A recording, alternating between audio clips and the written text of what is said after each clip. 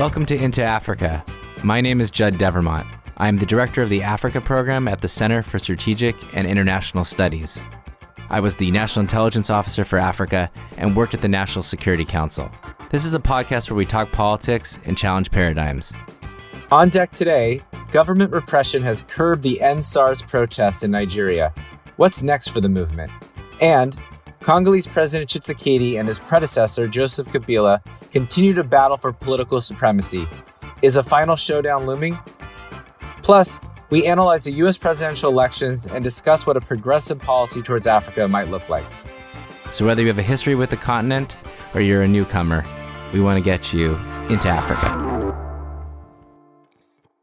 In October, the Nigerian military opened fire on End SARS protesters.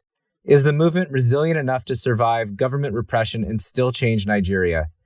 Joining me to discuss Nigeria and other topics are Jude Udo Ilo, country officer and head of the Nigeria office of the Open Society Initiative for West Africa, Maria Sarungi Tsehai, founder of #Change Tanzania, and Jason Stearns, director of the Congo Research Group at NYU and assistant professor at the School of International Studies at Simon Fraser University.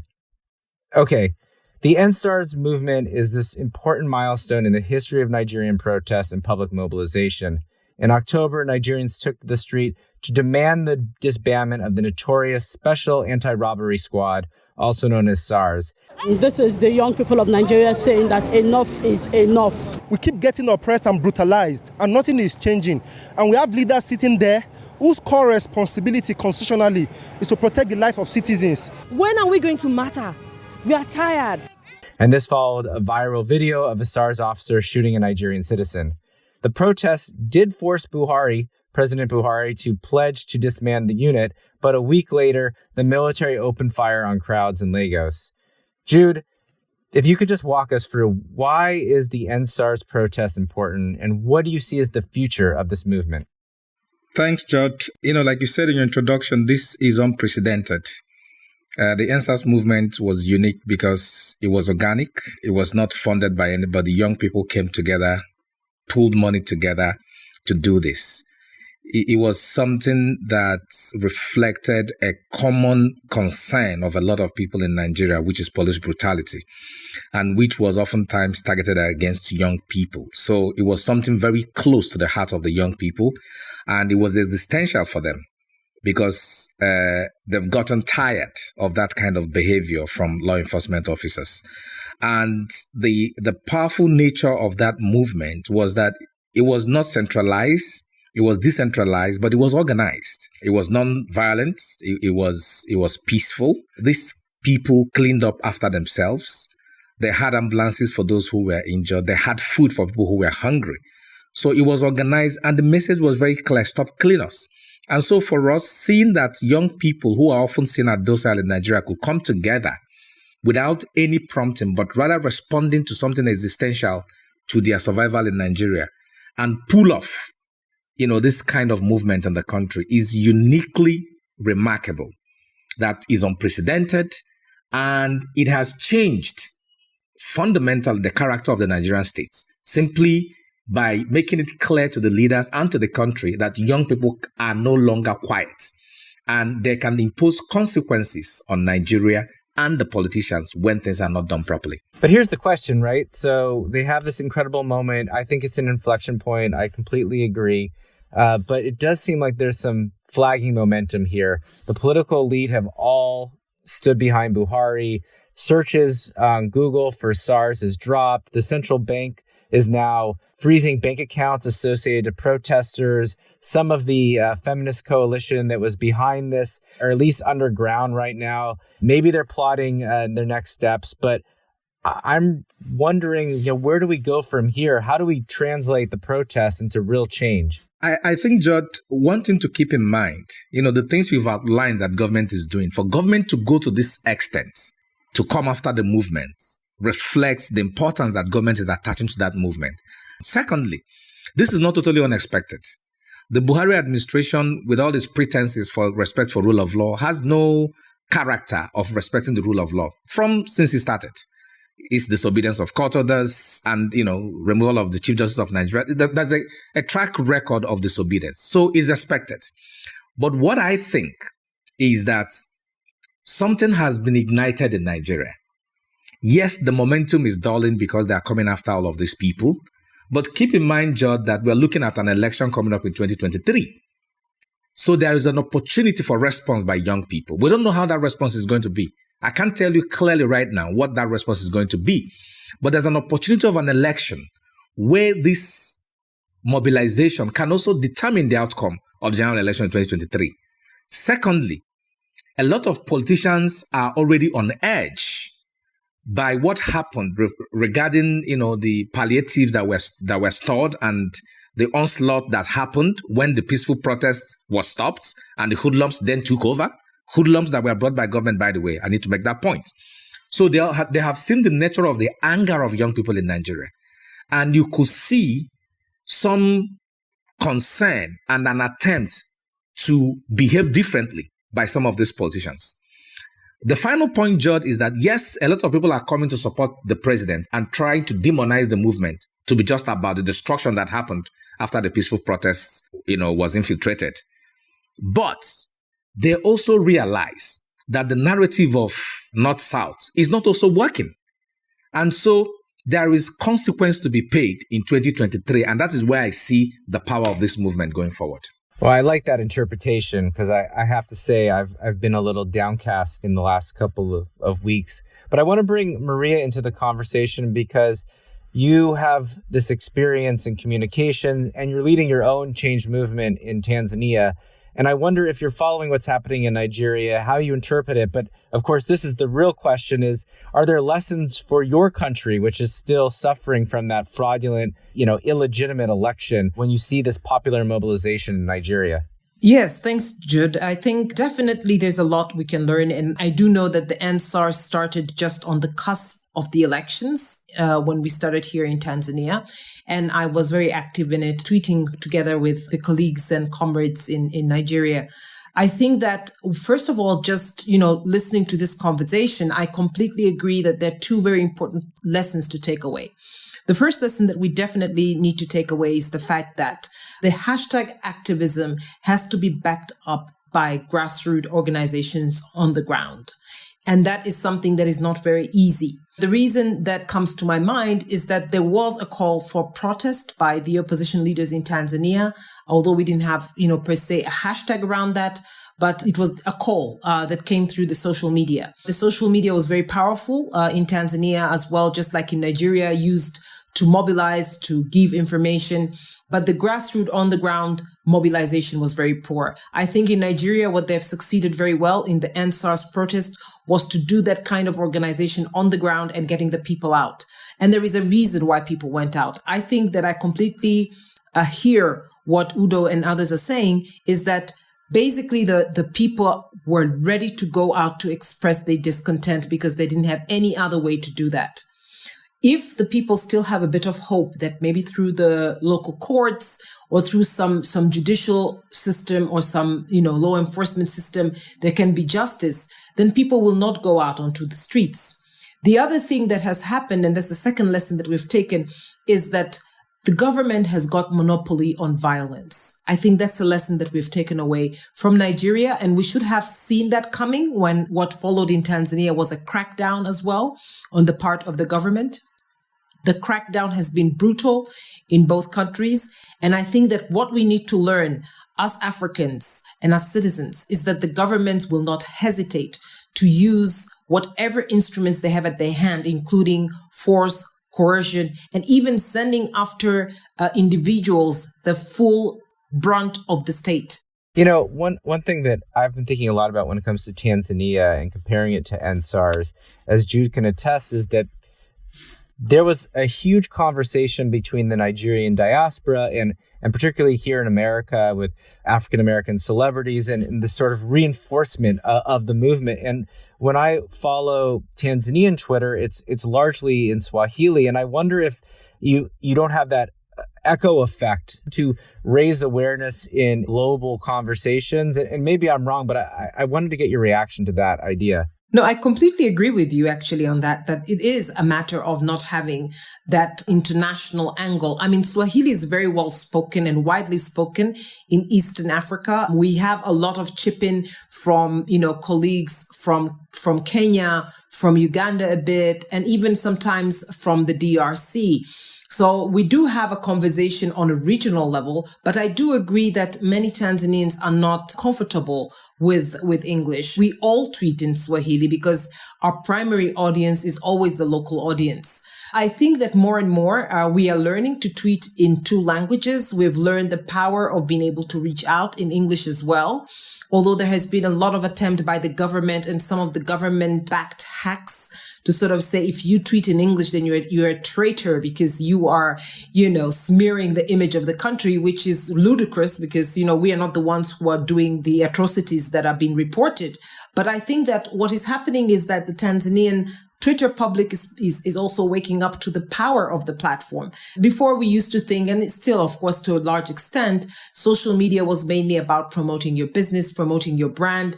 And now we're seeing more and more, thanks to movements like Change Tanzania, that these are the kind of social media movements that can create awareness not only within Tanzania and in the region, but on an international level. So I do agree, Jude, that the language can be a barrier, but I think there's always a way to get around it. Yeah, that's a really interesting point. We had a video series with Tandakile Moyo, who's Zimbabwean, and she talked about in Zimbabwe, Zimbabweans use ZANU-PF must go, and then the rest of the world uses Zimbabwean Lives Matter. And so you can have, a regional or national conversation as well as an international one. It's a really, I think there's a lot of work to be done here, and how do you mobilize both at grassroots, regional, and then international.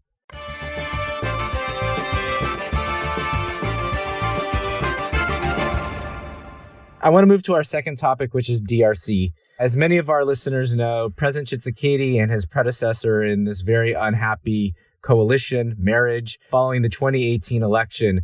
Tshisekedi is really only the president because Kabila's first pick lost and he couldn't accept the likely winner, Martin Fayulu. The opposition has accused Tshisekedi of striking a deal for power with President Joseph Kabila. Kabila's ruling coalition won 70% of the seats in parliament, despite fielding a presidential candidate who only won 24% of the vote.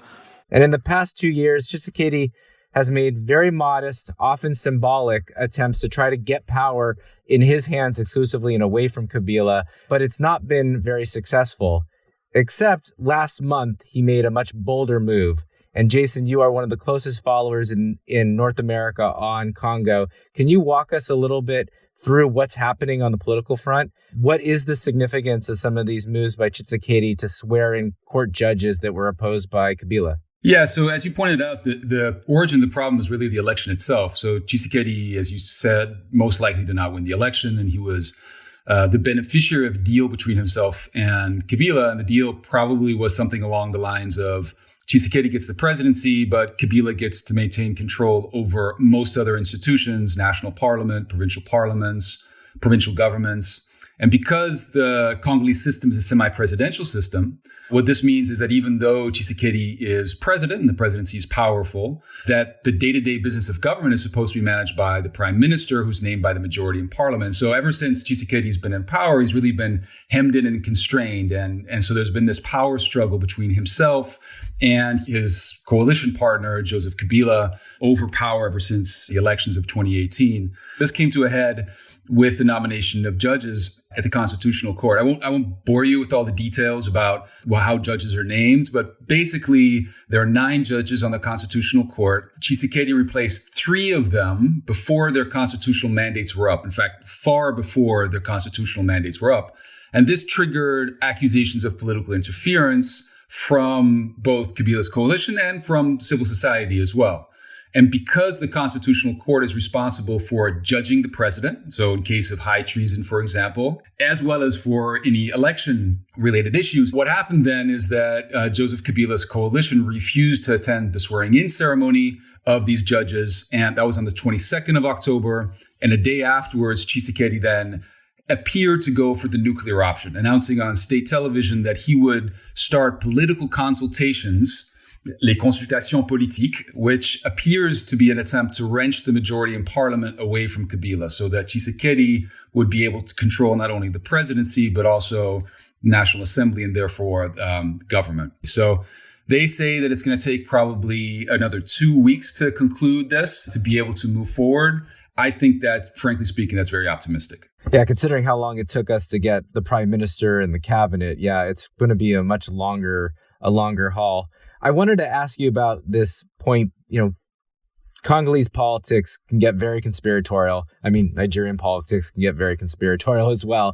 But there's been these rumors that the U.S. Embassy has been encouraging Tshisekedi to pursue this strategy. And then Assistant Secretary Naj, tweeted out that the world is watching and, the Congolese voices have to be front and center. What do you think? Is there a U.S. role here? And is it positive, negative? How could this backfire? I mean, I guess we've been talking in this podcast for 2 years almost about, is there a scenario where Tshisekedi actually prevails and starts consolidating political power?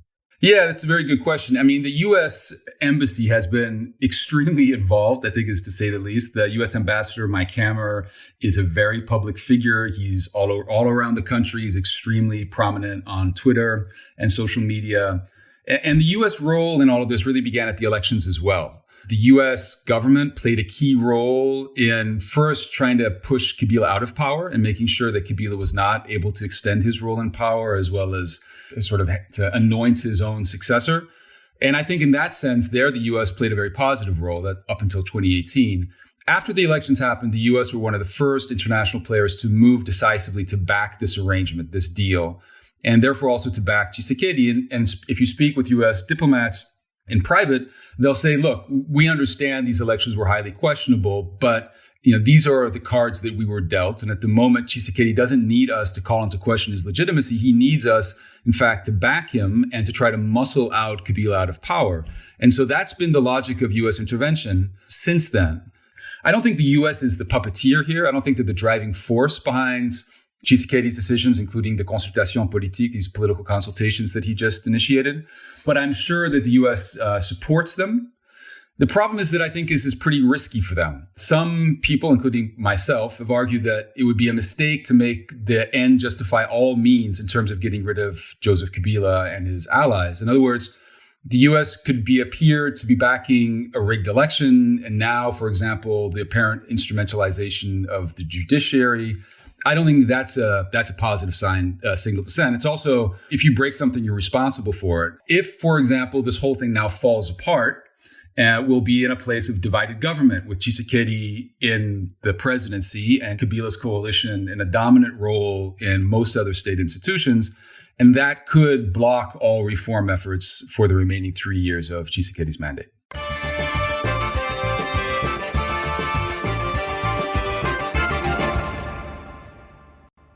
Since February, we've been asking friends and colleagues across the region to share their hot takes on U.S. politics. I think this is our most important work that we do. I don't think you can have a strong, productive U.S. African relationship unless you're having honest conversations about political developments here in the United States as well in African countries.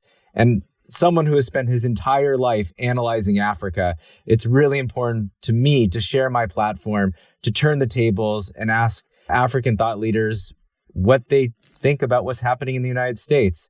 And so since February, we've asked African journalists and activists and academics to comment on the Iowa caucus, Super Tuesday, George Floyd's murder, the RNC and DNC, and then debates. And then, of course, finally, the presidential election.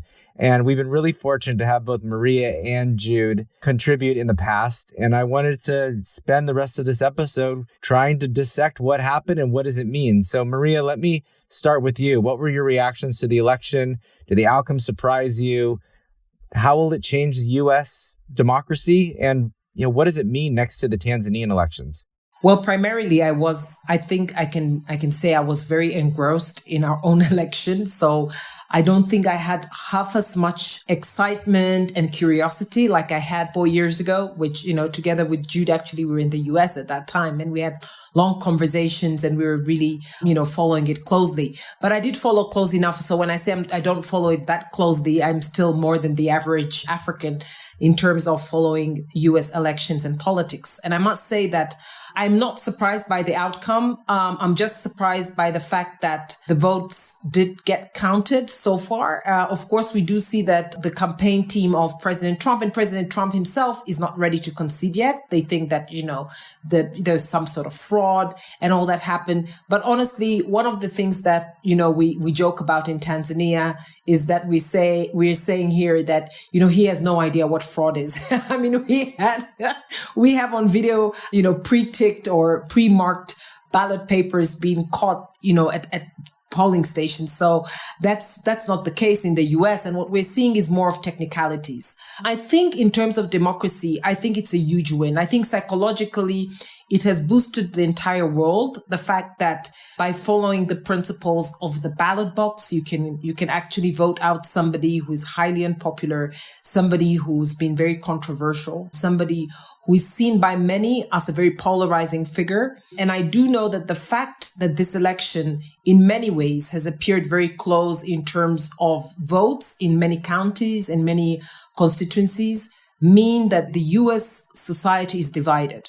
I think that both sides agree in terms of democracy and both sides believe that they represent the majority.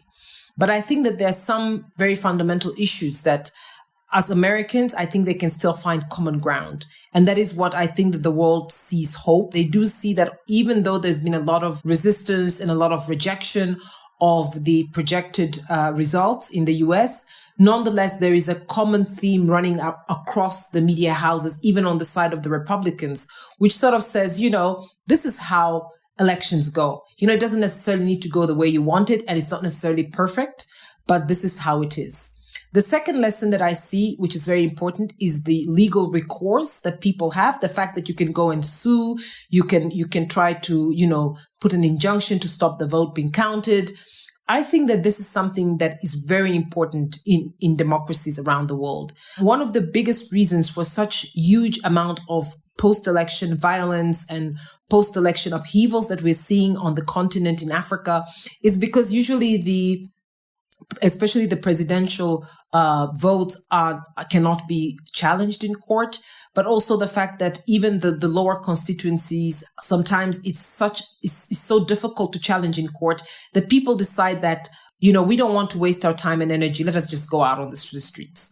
And I think that is something that we definitely can learn from the US, that democracy can be tiring. Yes, you can have, one side block the other side and try to see what legally it can do to stop. But still, at the end of the day, cool heads prevail and civil servants do their jobs. When it comes to the judiciary, they remember to put on their judiciary hat and do justice.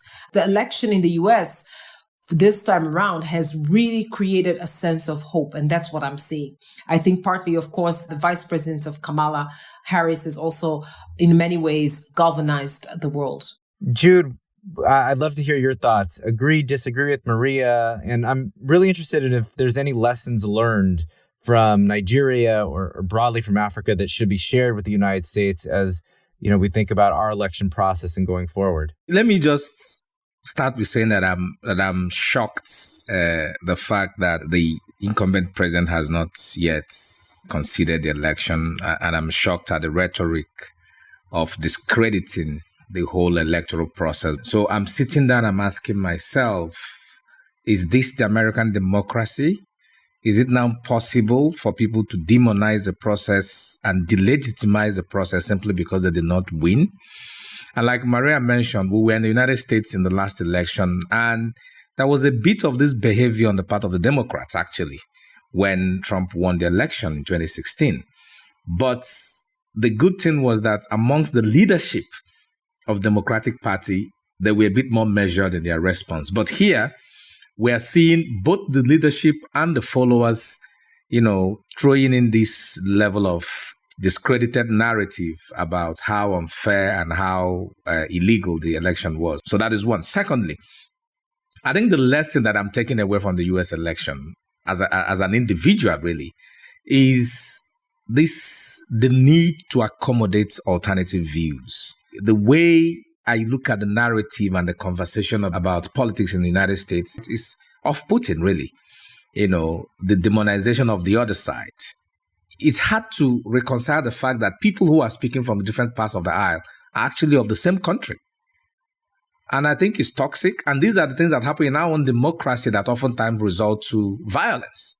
And the lesson, therefore, is that there has to be tolerance, that we're able to listen to each other without demonizing each other. We're able to disagree without being disagreeable. I think that is sorely lacking in the U.S. politics and also sorely lacking in the politics in my continent. And given what has happened in our own country, where elections become instruments of national destabilization, the United States needs to watch out that if this trend continues, it might become impossible for the country to come together beyond after elections. I think that's a really important point and warning, and it allows us to pivot to, where do we go from here? And Jason, if you want to share your views as an American, that's fine. But I really am excited about you digging into this piece you wrote with Zachariah Mampeli in Dissent, which was entitled A New Direction for U.S. Foreign Policy in Africa. We had Zachariah on in a much earlier podcast, so you have the honor, if you wanted to call it an honor, to summarize the key recommendations in that piece and help us think through what a President Biden foreign policy should be. Yeah, thanks a lot, Judd. I think that, just briefly on the U.S. elections, as a Democrat myself, I'm relieved, obviously, but I think it's also important to highlight what Jude and Maria were talking about, which is that in the U.S. resembles, I think, many African countries in terms of the level of its discourse, which has become increasingly tribal. And I don't mean that in an ethnic way, but in the sense that it's much more about us and them. And the Democrats and Republicans have become political identities, whereas discussions are no longer about substance, but people as if they were intrinsic enemies against each other, completely obfuscating or brushing over, I think, a lot of the more important substantive moments of the debate. And so I think that's disappointing in the U.S. And the fact that so many people voted for Trump shows that Trumpism is very, very well and alive. Can I just add, Jason, Jude had this tweet early on in the election that I thought was so powerful, which gets to this point you said, Jude, you said, win or lose, the massive support for Trump is an ominous signal about the character of America. It just sounds like that's exactly what you're saying as well, Jason. That's exactly right. Yeah. So, but let me address the second point that you wanted me to talk about in terms of our article. So Zach and I in Dissent were arguing from the progressive left and trying to push for a conversation about the substance of U.S. foreign policy towards Africa. We argue that U.S. policy towards Africa has been relatively static in recent decades, with, of course, some important nuances between administrations, but still relatively static while the continent has been changing. You have now China as the largest trading partner of the continent. You have huge economic growth, but also a massive growth in inequality across the continent. And I think the fact that U.S. policy has remained relatively static while the continent is changing has led to a drop in the favorability of U.S. leadership. You saw, for example, one Gallup poll showed that between 2009 and 2014, favorability of U.S. leadership plummeted across 11 African countries where the poll was taken. And that was even before Trump was cutting, economic programs, support to the United Nations and other things. And so broadly speaking, we think the new administration should build on the huge upsurge that we've seen in the United States in anti-racist and progressive mobilization to build a more anti-militarist, egalitarian, and pro-democratic foreign policy towards Africa. I'm just going to highlight 3 recommendations. We make a bunch. First is to reduce the military-first approach that dominates in parts of Africa, especially the Sahel and the Horn of Africa. Secondly, much like at home, Washington should promote economic policies that shut down tax havens, tackle corporate malfeasance, and combat money laundering. More money is lost in Africa due to capital flight than Africa gains in economic aid. And so seeing Africa as this eternal beneficiary of charity is not the right way of approaching it. Africa has enormous potential. A lot of this economic potential is siphoned off through illegal capital flows. And thirdly, we argue that the new administration should strengthen outreach to Africans themselves. Across the continent, we've seen popular movements, as Maria was talking about in Tanzania. You've seen social mobilization, often expressing anger with African leaders. The U.S. has not always been clearly on the side of the protesters. In fact, very often not, despite the clear alignment with the democratic values that it rhetorically at least champions. And so this would mean more support to social movements, to democratic processes, to civil society and the media, to education and the arts. So all of these recommendations that we would put forward should be done while pushing for democratization of foreign aid at home and abroad. Decisions that have enormous impact on African lives are being taken by a very small number of people in Washington without any input from the beneficiaries of these policies in Africa itself. And so we argue that Africans should have a seat at the table. I think there's a lot to agree with, and particularly this idea of that our foreign policy towards Africa has been stuck in amber really for 25 years. And we've done very little to stress test it, to challenge it, to sort of think through new ideas. So I strongly recommend that folks listen to that. And maybe, Jason, we can take a quick sort of opportunity to see what this would look like in real time. And we're going to sneak into our conversation just Ethiopia, since there is this outbreak essentially of a civil war right now between Prime Minister Abiy's government and the TPLF in Tigray. And what would a progressive U.S. policy look like in Ethiopia right now? Like if you were, at the table, what would you recommend? Yeah, that's a great question. And it's not an easy question. I see what's happening in Ethiopia now with this increased, very dangerous confrontation between the central government of Abiy Ahmed and the TPLF, the Tigrayan government, as symptomatic of a broader problem in Ethiopia. Tensions not only between the central government and Tigray, but longstanding tensions between the central government and the Oromo region, but also other regions in Ethiopia have broken out. And so I think that there was a nice paper by the International Crisis Group that was actually pushing for a national dialogue. And I think that's the kind of thing that the U.S. should be backing. The U.S. should be working through, as well as in other African countries, through regional mechanisms.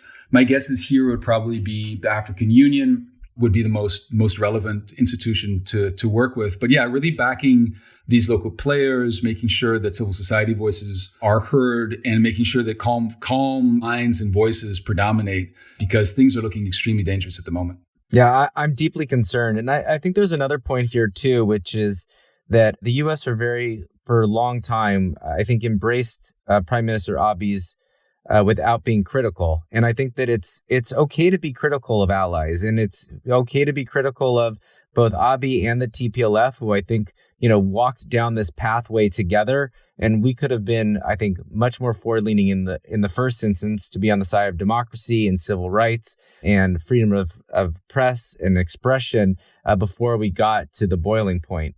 Let's step back, get back to the main topic, which is, I want Jude and Maria, I'd love to hear your reactions to the policy recommendations that Jason put on the table, to live exactly what he's talking about, like what is right and what is wrong about what he's suggesting. Is he missing anything? And are there elements that you think are really critical to underpin U.S. policy towards Africa? And maybe, Jude, you want to go first and we can end with Maria? Okay, thanks, Judd. I would just want to add,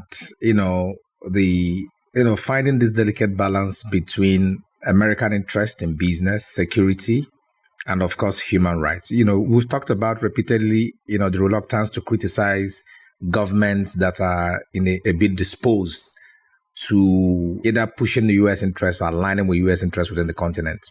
I think finding that balance is very important. But the truth is that, in my view, the United States stepped back a bit in promoting democracy under the Trump administration.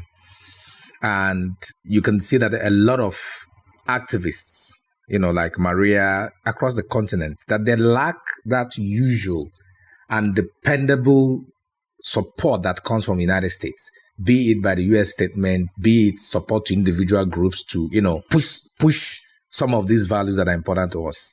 There's a need, under this Biden administration to make the democratic promotion one of the focal points of U.S. foreign policy in Africa. The democratic solidarity globally has shrunk in the last 4 years. We need countries that are able to rejig that solidarity. And the U.S. can play that role significantly, not just in Africa, but across the globe. And that role is sorely needed in our world right now. Maria, why don't you take us home? What are your final thoughts on this? First of all, I think that Jude has put it very succinctly, what I was about to express about the consistency of the message. I think that the U.S. policy toward Africa has had a mixed messaging. On one hand, you find quite a strong message coming out about the rule of law, about the importance of respecting human rights, but you'll find that sometimes the U.S. policy is more about blowing hot and cold. I think that the U.S. policy toward Africa has to be primarily grounded in democracy, and it's very rational, it's very logical for that. Where there is democracy, real democracy, respect for human rights, and rule of law, there you will never find any problems, or you will not need outsiders to come and interfere or intervene in matters of accountability, even in matters of development, because citizens will demand and the government will feel accountable to its citizens because it will know that there is a way that they can be held accountable, whether it's going to be through the ballot box during election every X amount of years, or whether it is going to be through the courts, but there is going to be a way that they will be wary of their citizens and very much sensitive and respond to the needs of the citizens. Right now, what has happened is that, like what we've seen in Tanzania, there's been a systemic undermining of the rule of law. The executive has consolidated everything. Already having huge powers has continued to consolidate power. What you're seeing right now, which is ludicrous, is a 99% ruling party controlled parliament, which means basically there's no financial oversight. And that means they don't feel accountable to anyone. So how can the US engage with a parliament that has got a 99% ruling party, where accountability is almost next to zero, where there is no other recourse because the judiciary seems to have been muzzled and has been tamed, and talk about citizens taking back control, talking about active citizens holding the government accountable? It's not going to happen. So I think that the US policy has to primarily, and not secondarily, primarily focus on rule of law and human rights. After that, I think we can then expand and look at the larger picture. If this becomes the basis of the engagement of the US government with Africa, I think we'll make a lot of progress. The people of Africa are ready for the change. That's incredibly well said. Thank you so much, Maria. Let me thank my guests for joining us today, and we'll be back in 2 weeks. Thanks so much.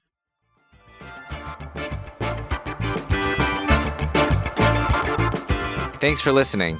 We want to have more conversations about Africa. Tell your friends, subscribe to our podcast at Apple Podcasts or wherever you find good content. You can also check out our analysis and reports at csis.org/Africa. Thanks.